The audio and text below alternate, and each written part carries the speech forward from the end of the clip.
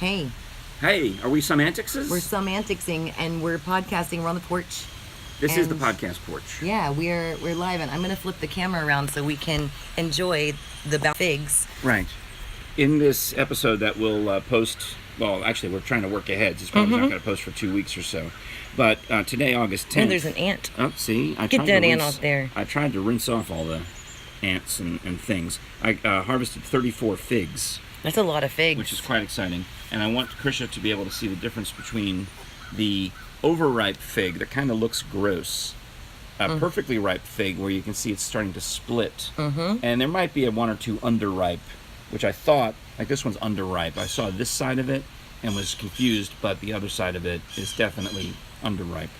So confused. So that's overripe. If you have but this is the best one. The problem is I don't have the patience. I picked some of these underripe ones like this, which I shouldn't have picked. But for the most part, I think I did pretty well, and the skin is splitting, as you can see, on most of these.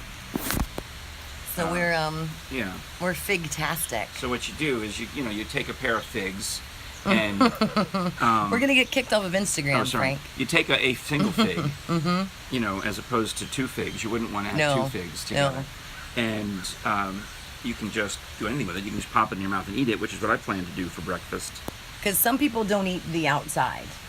But meaning you. You're supposed to eat the whole thing. Well, you said that some people don't eat the outside and some people do. Well, I noticed you didn't because the whole thing is very fibery. I mean, it's a flour. It's an inverted flour. So I guess here, should I go ahead and eat this grossest one or give it to you? You said that you wanted me to have primo ripeness. All right, so here.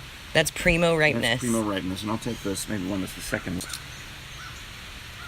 What I'm going That's about good. It's not part of a Newton, though. Then we are on the podcast fig porch, Newtons are nasty because they I like fig Newtons. Well, the fig part is fine, but the cookie part is not good. So what I'm going to do is bite into it. See, the skin is much more tender than it was on the ones we had in early summer, though. Because these are pure ripeness. Figgy. And have you ever made figgy pudding? I have not. I haven't done anything. One time we did bacon wrapped figs, and it's kind of a pain. Figgy. A lot of people like to wrap them in prosciutto, serve them with mascarpone cheese. My friend Frank Weathers makes them into fig preserves, which are delicious. I just eat them.